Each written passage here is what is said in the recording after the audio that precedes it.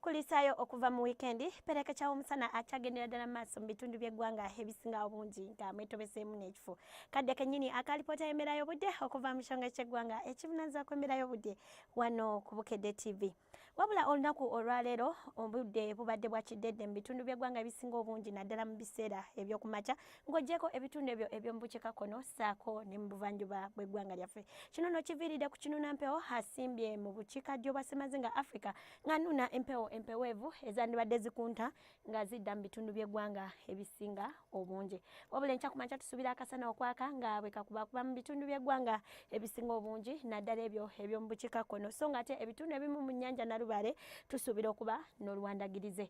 Olw'eggulo tusuubira akasana ogendera ddala mu maaso okwaka nga bwe kakuba mu bitundu by'eggwanga ebisinga obungi kw'ogyeko eyo mu Masindi ng'okibiriza odda e Kabaale tusuubira okuba n'oluwandagirize nga n'ebbugumu erya waggulu tusuubira okutuukira ddala ku degrees 36 eyo mu Kotido so ng'ate ekibuga ekikulu Kampala tusuubira ebbugumu okutuukira ddala ku degrees 30. Olwo mu nsozi ez'e Kabaale tusuubira ebbugumu okutuukira ddala ku degrees 25. Ebibuga ebirala mu nsi ekibuga nga Kigali tusuubira okuba n'oluwandagirize nga n'ebbugumu lijja tuukira ddala ku degrees 27 so ng'ate mu Addis Ababa ne Nairobi tusuubira akasana okwememula. Gwe nno munnange asuubira ogendako mu New York tukubiriza okutambula n'engoye ezibugumya kuba tusuubira omuzira mu New York ssaako n'obunyogovu obw'amaanyi.